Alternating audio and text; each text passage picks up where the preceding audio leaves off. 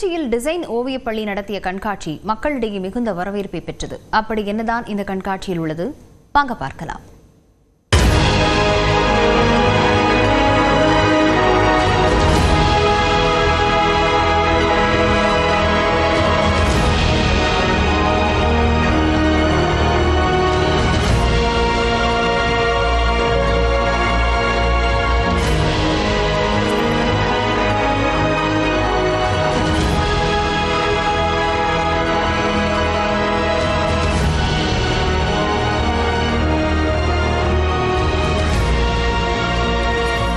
உருவங்களையும் காட்சிகளையும் உணர்வுகளையும், ஏன் சொல்லப்போனால் வரலாறுகளையும் வெளிப்படுத்தும் கலை வடிவங்களே ஓவியங்கள்.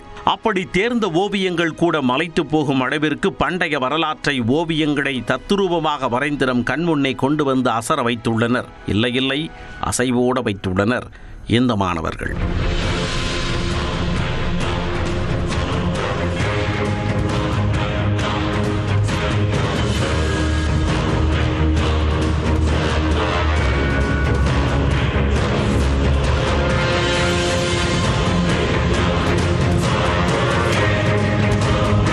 திருச்சி டிசைன் ஓவிய பள்ளி சார்பில் சிந்து முதல் வைகை வரை ஒரு பண்பாட்டின் பயணம் என்ற தலைப்பில் கண்காட்சி நடைபெற்றது.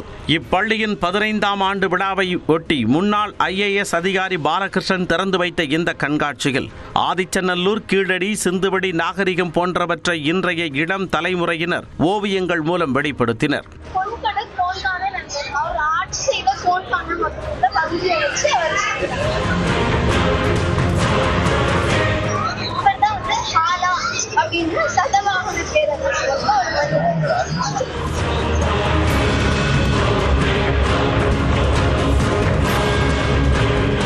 சிந்து சமவெளி நாகரிகத்தின் பெருமையை உலகறியச் செய்த சர் ஜான் மார்சல் புகைப்பட ஓவியம், செம்பு மற்றும் வெண்கல காலம், பானை கோட்டோவியம், கீழடி வைகையாறு சிறப்புகள், சிந்துவெளிக்கும் சங்க இலக்கியத்திற்கும் தமிழ்நாட்டிற்கும் உள்ள இணைகள், மொஹஞ்சதாரோ, பெருங்குளியலிடம், சங்க இலக்கியத்தில் நீர் விளையாட்டு என தமிழின் தொன்மையை பறைசாற்றும் ஓவியங்கள் இடம்பெற்றிருந்தன.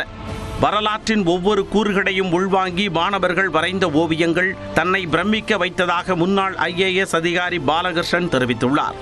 இதை பார்க்கும்போது இது வரலாறு பாதுகாப்பா இருக்கு, கீழடி பாதுகாப்பா இருக்கு. அறிக்கை வருது வரல, அதெல்லாம் விடுங்க, அது தாமதமாகும், அவ்வளவுதான். வரலாறு யாரும் எழுதி கொடுக்குற உயிர் கிடையாது. வரலாறு நமது உரிமை. இது ஓடி ஓடி எழுதிட்டு இருக்கும் போது தோணும், இது எதுக்கு செய்யறோம், எதனால இதெல்லாம் இது அதுக்கு எதனால செய்யறோங்கிறதுக்கான எனக்கு தெரியும்.